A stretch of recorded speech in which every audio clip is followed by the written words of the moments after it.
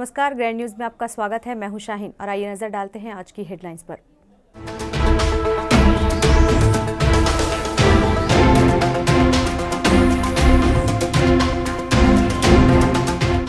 दो साल में लाखों का गबन कर बैंक मैनेजर फरार, दीमक की तरह चट कर रहा था लोगों के खातों की राशि।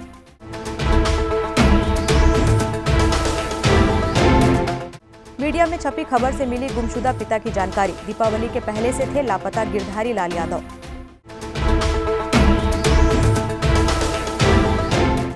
जिले के 6 राशन दुकानों पर गिरी कलेक्टर की गाज, बारदाना उपलब्ध न कराने पर धान खरीदी में रुकावट।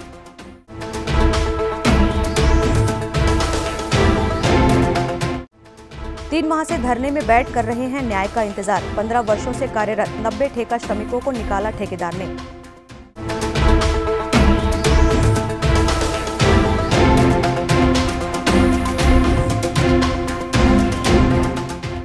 ग्रैंड न्यूज में अब खबरें विस्तार से। 2 साल के अंतराल में बैंक के इंटरनेशनल अकाउंट के और निष्क्रिय हो चुके किसानों के खातों से लाखों रुपयों का गबन करने वाले बैंक मैनेजर के खिलाफ कुम्हारी पुलिस ने धारा 409, 420 के तहत अपराध पंजीबद्ध कर विवेचना शुरू कर दी है। वहीं आरोपी बैंक मैनेजर बीमारी की अर्जी देकर अपने गृह निवास ग्वालियर फरार हो गया है।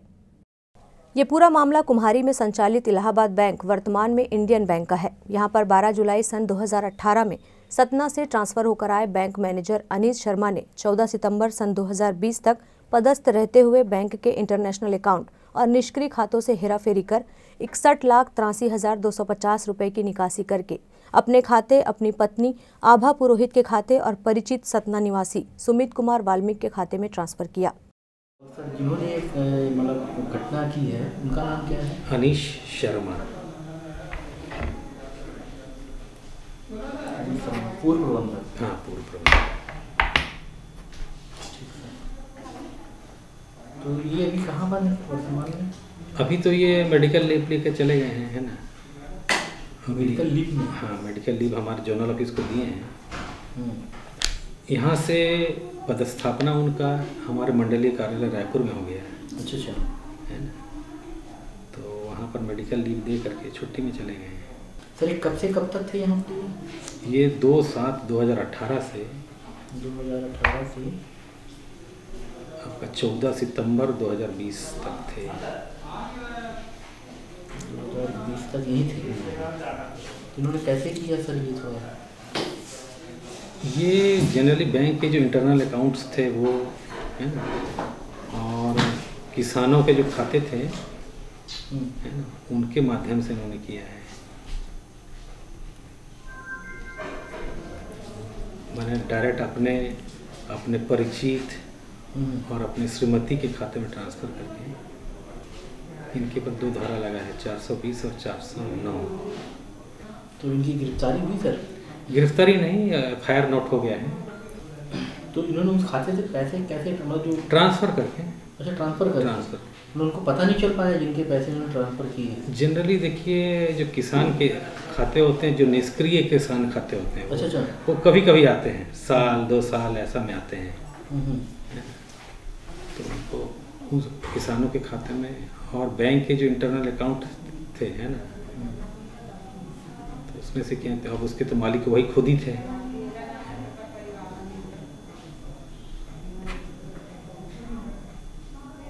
सर, इंटरनल अकाउंट का मतलब क्या होता है? बैंक के जो करंट अकाउंट्स होते हैं ना, हाँ, उसमें। तो बैंक के करंट, अच्छा, मतलब जैसे बाहर से पैसा आ रहा है, हाँ, बैंक के हेड ऑफिस से जैसे पैसा आया यहाँ के ऑफिस के लिए, तो उसमें से उन्होंने पैसा अपने खाते में ले लिया या दूसरे के खाते में डाल दिया। तो अच्छा, उनके पावर में रहता है वो सारी चीज़ें। हाँ।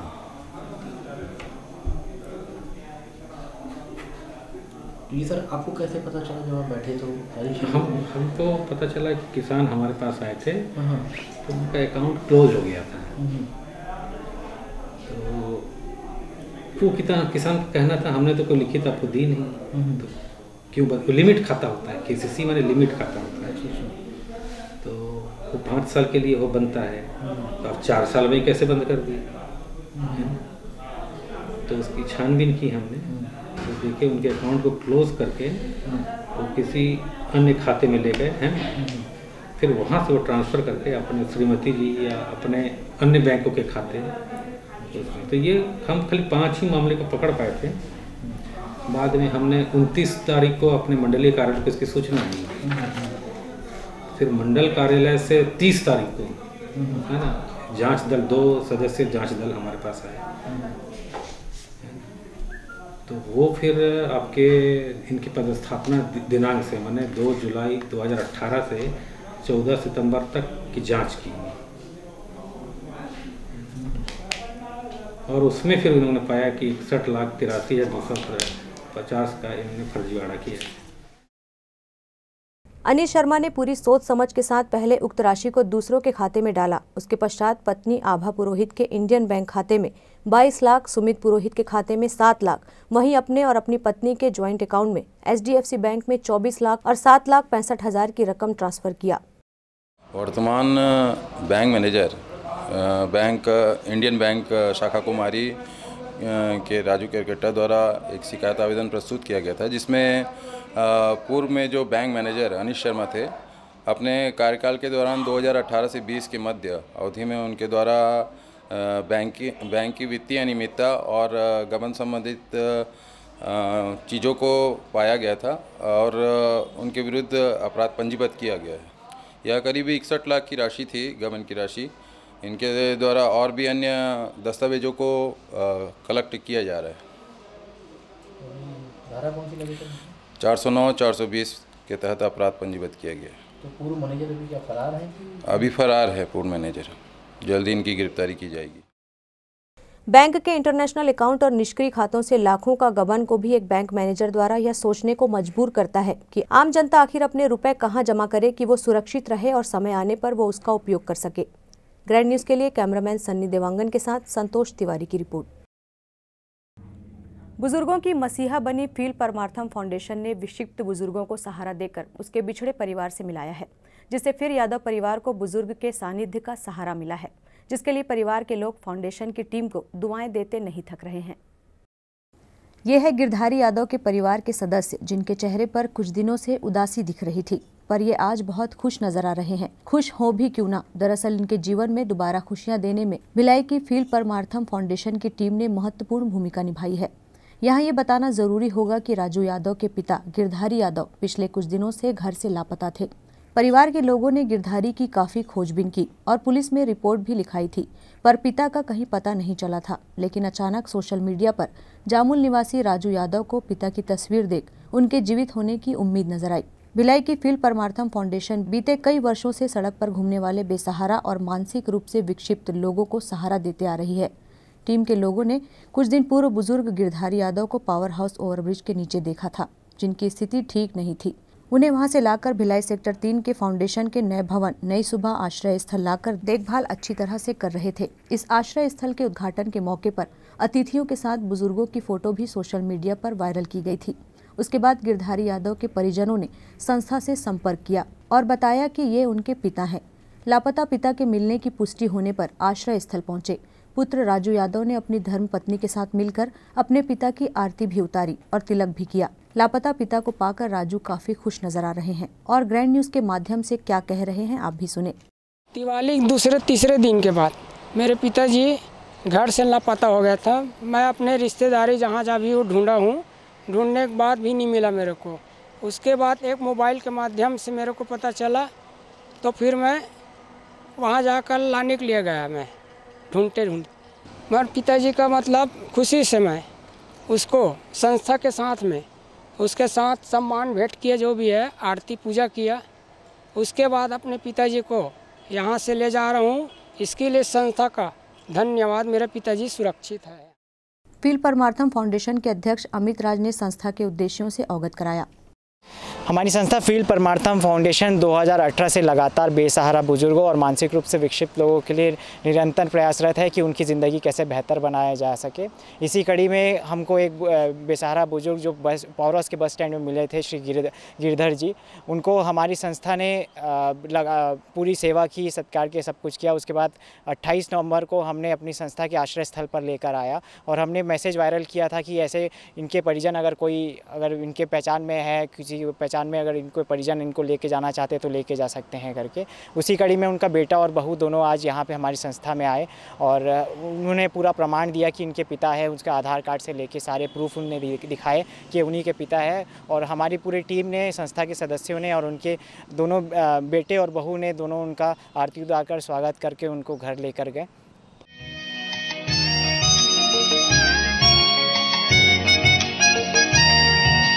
पापा को पाया तो रब को पाया है, पापा को पाया तो रब को पाया है। पापा की छाया में दिल का चैन पाया है, पापा की छाया में दिल का चैन पाया है। ये कैसा रिश्ता है, कैसा नाता है, ये कैसा रिश्ता है, कैसा नाता है। जन्म जन्म तक पापा तेरा साथ मांगा है। ग्रैंड न्यूज के लिए भिलाई से कैमरामैन सन्नी देवांगन के साथ सुनील चौहान की रिपोर्ट। 1 दिसंबर से शुरू हुई धान खरीदी के पहले दिन ही जिला प्रशासन एक्शन मोड पर आ गया है। किसानों द्वारा खरीदे गए धान को रखने के लिए बारदाना नहीं दिए जाने पर दुर्ग कलेक्टर ने राशन दुकानों पर कार्रवाई की है। राज्य शासन के निर्देश के बाद भी धान खरीदी के लिए बारदाना उपलब्ध नहीं कराना जिले के 6 राशन दुकान संचालकों को महंगा पड़ गया। जिला प्रशासन ने सभी 6 राशन दुकानों को निलंबित कर दिया है।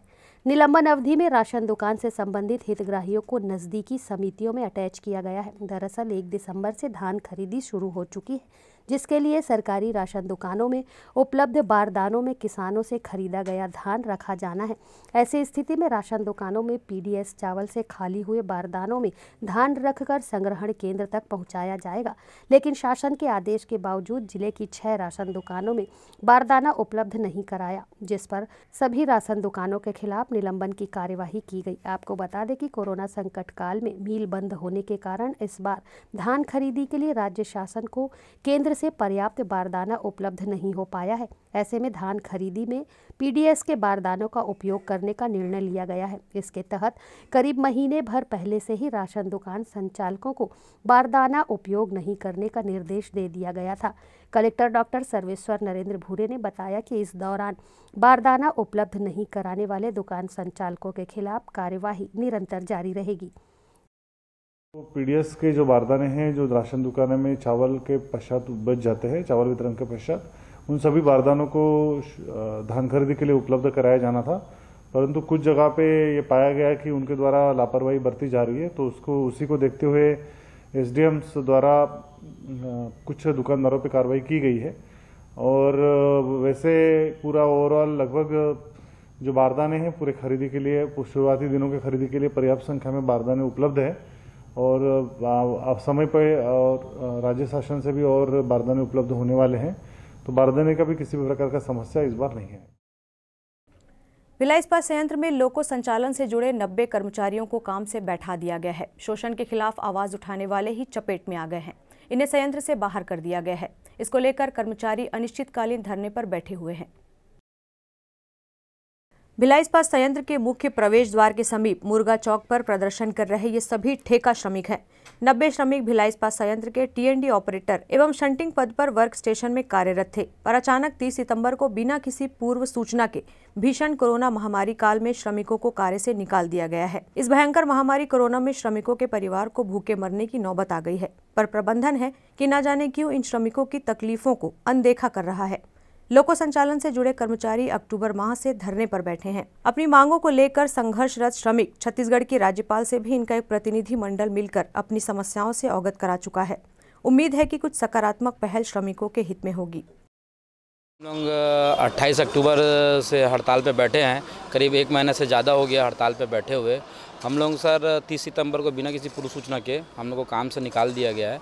हम लोग भिलाई इस्पात संयंत्र के लोको डिपार्टमेंट में काम करते हैं और अभी तक के कोई भी बीएसपी का कोई भी जवाबदार अधिकारी या आईआर का कोई भी जवाबदार अधिकारी अभी तक हमसे बात करने नहीं आया है।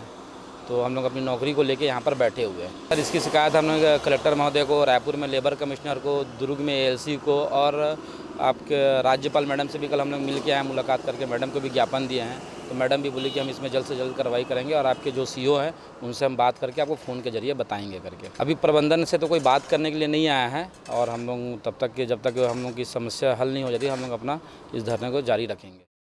वक्त तो चला है ब्रेक का, आप देखते रहिए grand news. Celebration safari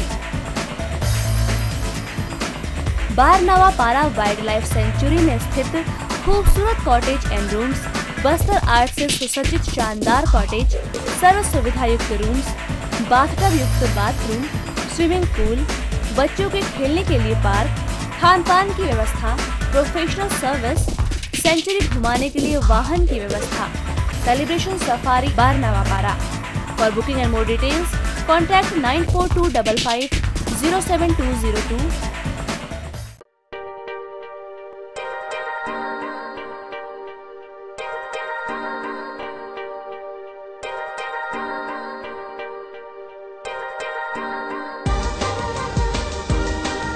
Relationships are forever. Out of all loved ones, your children are most precious. One of our biggest dreams is to give our children's marriage the top in luxury and facility.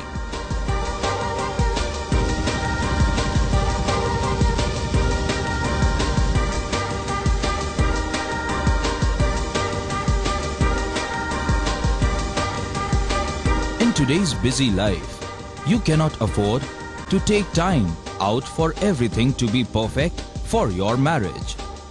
And you cannot compromise on quality of service for your guests. Our customized marriage packages are made just according to your wish.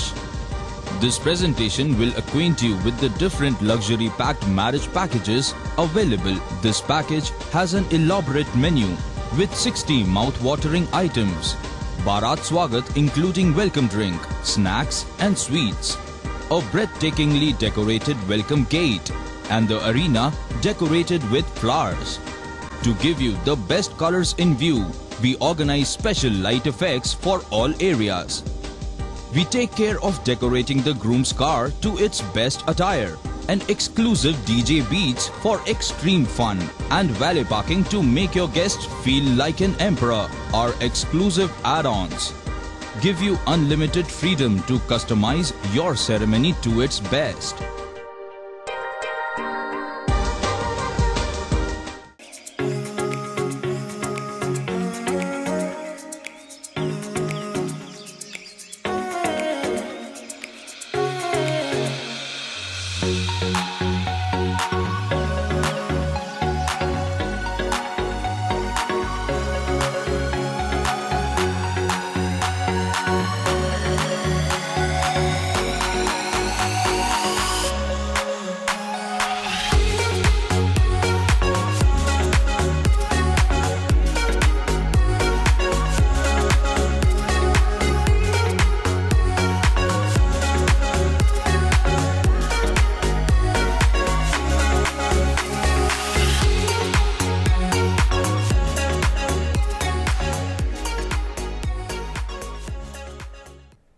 Break के बाद आपका स्वागत है। विश्व दिव्यांग दिवस के अवसर पर दुर्ग जिला दिव्यांग संघ के द्वारा विश्व दिव्यांग दिवस व सम्मान समारोह का आयोजन किया गया। कार्यक्रम में दुर्ग शहर विधायक अरुण वोरा मुख्य अतिथि के रूप में उपस्थित रहे। वहीं दुर्ग महापौर धीरज बाकलीवाल सहित अन्य गणमान्य नागरिकों ने कार्यक्रम में शिरकत की। समाज की मुख्य धारा से दिव्यांगजनों को जोड़ने शासन प्रशासन द्वारा लगातार प्रयास जारी है। इसी के तहत दुर्ग जिला दिव्यांग संघ के द्वारा विश्व दिव्यांग दिवस के अवसर पर दिव्यांग सम्मान समारोह का आयोजन किया गया, जिसमें शहर विधायक अरुण वोरा मुख्य अतिथि के रूप में उपस्थित रहे। सम्मान समारोह में मुख्य अतिथि के रूप में मौजूद शहर विधायक अरुण वोरा ने उपस्थित दिव्यांगजनों को पौधा व शाल भेंट कर सम्मानित किया। कार्यक्रम के माध्यम से दिव्यांग विशिष्ट प्रतिभा सम्मान से भी दिव्यांगजनों को सम्मानित किया गया, जिसमें प्रमुख रूप से आस संस्थापक व संयोजक शिक्षक कला व साहित्य अकादमी छत्तीसगढ़ के डॉक्टर शिव नारायण देवांगन, प्रदेश प्रभारी राष्ट्रीय गौरक्षा वाहिनी Pramod Jain, golden book of world record में कार ड्राइविंग कर अपना नाम दर्ज कराने वाले लक्ष्मीकांत शिर्के प्रमुख रहे। इसके साथ ही दिव्यांग शिक्षक प्रतिभा सम्मान, दिव्यांग प्रतिभा सम्मान व पत्रकार प्रतिभा सम्मान से भी पहुंचे हुए अतिथियों को सम्मानित किया गया। दिव्यांग सम्मान समारोह में मुख्य अतिथि के रूप में मौजूद शहर विधायक अरुण वोरा ने बताया कि दिव्यांगजन समाज में किसी से भी कम नहीं है, चाहे कोई भी क्षेत्र हो, दिव्यांग उसमें श्रेष्ठ साबित हो रहे हैं। द्वारा सम्मान समारोह का आयोजन रखा गया था और बहुत से ऐसे हमारे दिव्यांग भाई बहन हैं, उनको उपकरण का भी वितरण आज संघ के द्वारा किया गया। मैं दिव्यांग संघ के कार्यों की सराहना करता हूं और जैसा कि हम सब जानते हैं कि 3 दिसंबर को राष्ट्र विश्व विकलांग दिव्यांग दिवस के रूप में हम लोग मनाते हैं और हमेशा मैं इस बात को कहता हूं कि ईश्वर ने हमको मनुष्य का जीवन दिया है और ये जीवन दिया अच्छे काम करने के लिए, एक दूसरे की सहायता के लिए। हमारे द्वारा कभी ऐसा कोई कार्य न हो जिससे किसी की भावनाओं को ठेस पहुँचती हो और सबको अलग अलग रूप में इस संसार में भेजा है सेवा करने के लिए। और छत्तीसगढ़ की सरकार जब से सत्तासीन हुई, आज 2 वर्ष हो गए, सर्वहारा वर्ग के उत्थान के लिए कार्य कर रही है। वही हमारे दिव्यांग जो भाई बहन हैं उनके लिए भी बहुत सी योजनाएं सरकार ने बनाई है। उसके में उन्होंने पेंशन की सुविधा जो शासकीय नौकरी में है, जो शिक्षा के क्षेत्र में विद्या अध्ययन कर रहे हैं, उनके लिए छात्रवृत्ति का भी प्रावधान हमारी सरकार ने रखा है। तो कुल मिलाकर हम ये कह सकते हैं कि समाज की मुख्य धारा में हमारे दिव्यांग भाई बहन जुड़े, इस बात का प्रयास छत्तीसगढ़ की सरकार कर रही है। मैं आज दिव्यांग दिवस के अवसर पर सबको बहुत शुभकामनाएं देता हूं, सबके उज्जवल भविष्य की कामना। वहीं दुर्ग जिला दिव्यांग संघ के संरक्षक डॉक्टर शिव नारायण देवांगन ने भी महत्वपूर्ण जानकारियां दी। हम ये बताना चाहते हैं कि दिव्यांग किसी से कम नहीं है। हम इसको ताकत बनाकर अपने लिए और समाज के लिए एक संदेश देना चाहते हैं कि हम अपने विकलांगता को या दिव्यांगता को हम अपनी कमजोरी ना बनाएं, हम उसे और भी ताकत के साथ लोगों को दिखाएं कि हम क्या कर सकते हैं। फिलहाल प्रत्येक वर्ष 3 दिसंबर का दिन अंतर्राष्ट्रीय दिव्यांग दिवस के रूप में मनाया जाता है। इस दिन का मुख्य उद्देश्य दिव्यांगों के प्रति लोगों के व्यवहार में बदलाव लाना और उन्हें उनके अधिकारों के प्रति जागरूक करना है। ग्रैंड न्यूज़ के लिए दुर्ग से वीना दुबे की रिपोर्ट। समाज कल्याण विभाग द्वारा विश्व दिव्यांग दिवस के अवसर पर गुरुवार को दिव्यांगों को ट्राइसिकल व बैसाखी वितरण किया गया। 3 दिसंबर को विश्व भर में दिव्यांग दिवस के रूप में मनाया जाता है। इसी तारतम्य में विश्व दिव्यांग दिवस के अवसर पर जिला पंचायत परिसर में समाज कल्याण विभाग द्वारा दिव्यांगों को ट्राइसिकल व बैसाखी वितरित की गई। आपको बता दें कि ट्राइसिकल, बैसाखी, सीपी चेयर, श्रवण यंत्र, व्हील चेयर उन्हीं दिव्यांगों को वितरित किए गए जिनका पहले पंजीयन किया जा चुका था। कार्यक्रम के माध्यम से कुल 57 दिव्यांगों को ट्राइसिकल, श्रवण यंत्र, व्हील चेयर का वितरण किया गया, जिसे पाने बड़ी संख्या में दिव्यांगजन मौजूद रहे। समाज कल्याण विभाग द्वारा आयोजित हुए इस आयोजन को लेकर समाज कल्याण विभाग के उप संचालक डोनर प्रसाद ठाकुर ने इस तरह की जानकारियाँ दी। दिव्यांगजनों को सकारात्मक एवं समाज की मुख्य धारा से जोड़ने के उद्देश्य से लोगों में प्रचार प्रसार करने के माध्यम से आज का कार्यक्रम आयोजित किया जाता है। आज कितनी ट्राइसिकल बांटी गई है, क्या क्या आज वितरित किया गया? आज मोटराइज में ट्राइसिकल वितरण किए। ट्राइसिकल है, व्हील चेयर है, वैसाखी, श्रवण यंत्र वितरित किए गए। क्या संदेश देना चाहेंगे आप दिव्यांग दिवस पर दिव्यांगों को? मैं दिव्यांग दिवस ये कहता हूँ कि लोगों को समाज की मुख्य धारा में जुड़कर सामान्य लोगों से कंधे मिलाकर चलने के संदेश देना चाहता हूँ। वहीं ट्राइसिकल व अन्य सामानों को पाकर मौजूद दिव्यांगजनों ने भी अपनी प्रतिक्रिया कुछ इस तरह से दी। मतलब चल नहीं पा रहे हैं, मतलब ट्राइसिकल मिले से बहुत हेला। आप कहाँ से आए? रिसामा। आपका नाम बताइए। कली भाई। ट्राइसिकल मिला उसलिए अच्छा लग रहा है। किस तरह की तकलीफ थी इस ट्राइसिकल जब नहीं थी आपके पास में? रेंगने में प्रॉब्लम हो रहा है। फिलहाल विश्व दिव्यांग दिवस पर समाज कल्याण विभाग द्वारा प्रत्येक वर्ष इस तरह की पहल की जाती है। ग्रैंड न्यूज़ के लिए दुर्ग से वीना दुबे की रिपोर्ट। किसान कानून को लेकर पिछले दिनों से किसानों और केंद्र सरकार के बीच तकरार जारी है। दिल्ली बॉर्डर पर किसानों का जमावड़ा लगा हुआ है। किसान केंद्र सरकार के विरोध में बैठे हैं।